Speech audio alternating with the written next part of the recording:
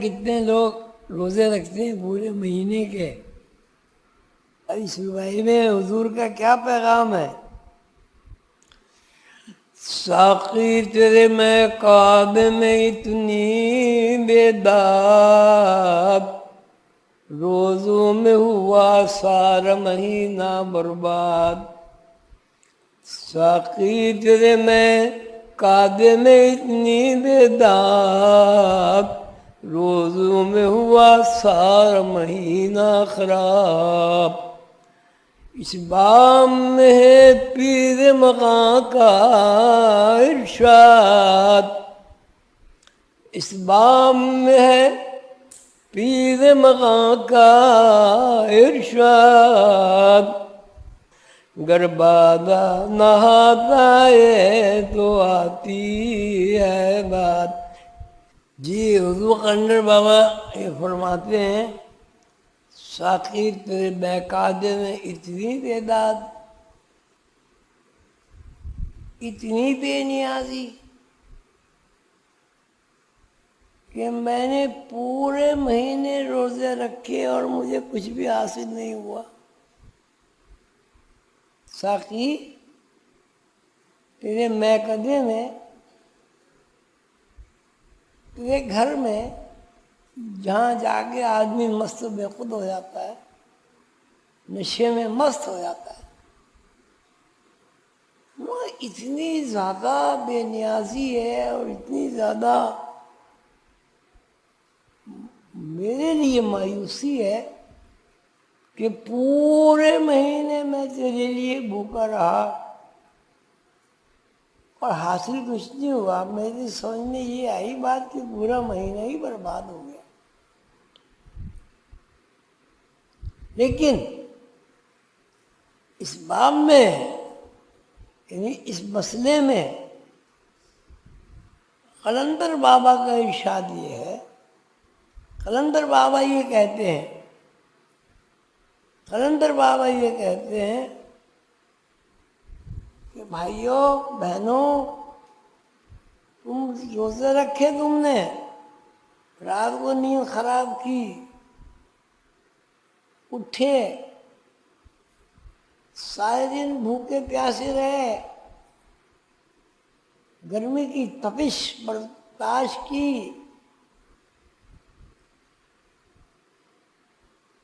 और तुम्हारे कुछ हाथ नहीं आया।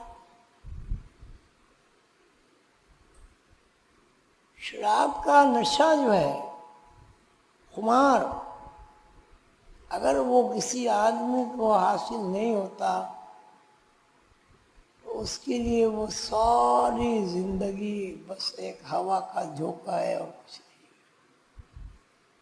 जी इस बात पे सब गौर करेंगे शायद, इस बात पे सब गौर करेंगे शायद, आहें भी वो दो चार भरेंगे शायद, आहें भी वो दो चार भरेंगे शायद। है एक ही बात इसमें पानी होके मैं, है एक ही बात उसमें पानी होके मैं, हम टूट के सागर ही बनेंगे शायद, हम टूट के सागर ही बनेंगे शायद। जो कंदर बाबा फरमाते हैं, शायद लोग इस पर तफक्कुर करें, गौर करें, सोच विचार करें, और हो सकता है कुछ ऐसे भी साहिब लोग, साहिब अक़ल व फ़हम लोग, समझदार लोग हों कि जब वो ये देखें कि कोई नतीजा मुरतब नहीं हुआ तो वो पछताएं, रोएं, आहें भरें, मायूस हों। शायद ऐसा मुमकिन हो सकता है कि ऐसा हो, शायद के माने हो सकता हो कि ऐसा 2-4 आदमी हों अरबों खरबों लोगों में कि वो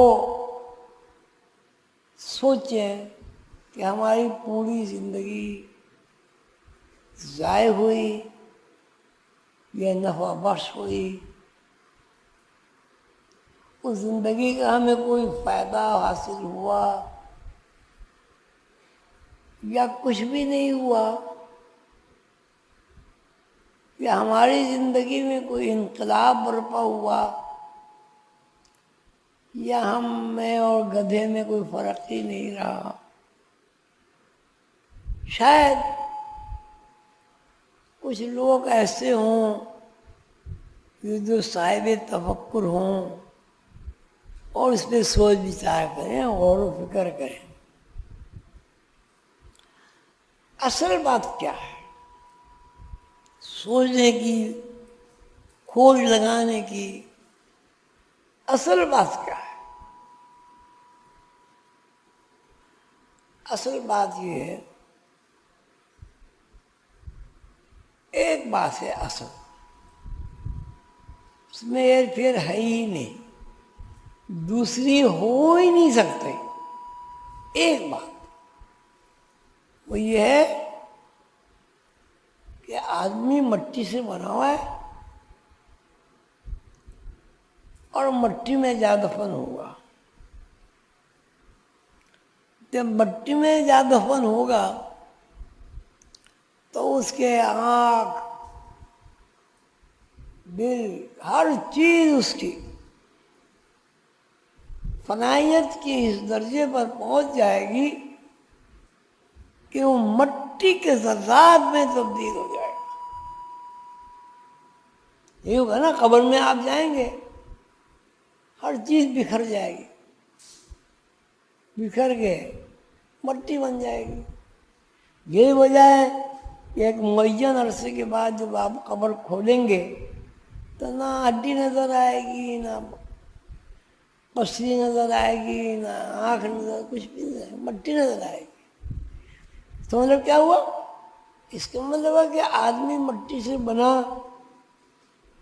मट्टी में जा सोया और मट्टी ने उसको हुलूल करके अपने आप में मिला लिया। यानी मट्टी ने मट्टी को मिला लिया, मट्टी बना ली। जब आदमी मट्टी बन गया, अब फिर एक बना हुआ मट्टी का पुतला जिसको आदमी कहते हैं, वो गया और उसने कब्र की जगह को खोदा, वहां से मट्टी लाया और मट्टी से उसने एक सागर बना लिया, प्याला बना लिया और उस प्याले में नजर तो यही आता है कि लोग फिर शराब पिएंगे। तो ये जो कहानी है वो ये है, अब हर चीज मट्टी से बन रही है, हर चीज मट्टी से। अब गंदुम कहाँ से बन रहा है? गंदुम का बुनियादी मसाला क्या है? ऑक्सीजन, ये वो नहीं, बुनियादी मसाला क्या है? मट्टी। और आदमी का बुनियादी मसाला क्या है? और जाम, जिससे आदमी शराब पीता है,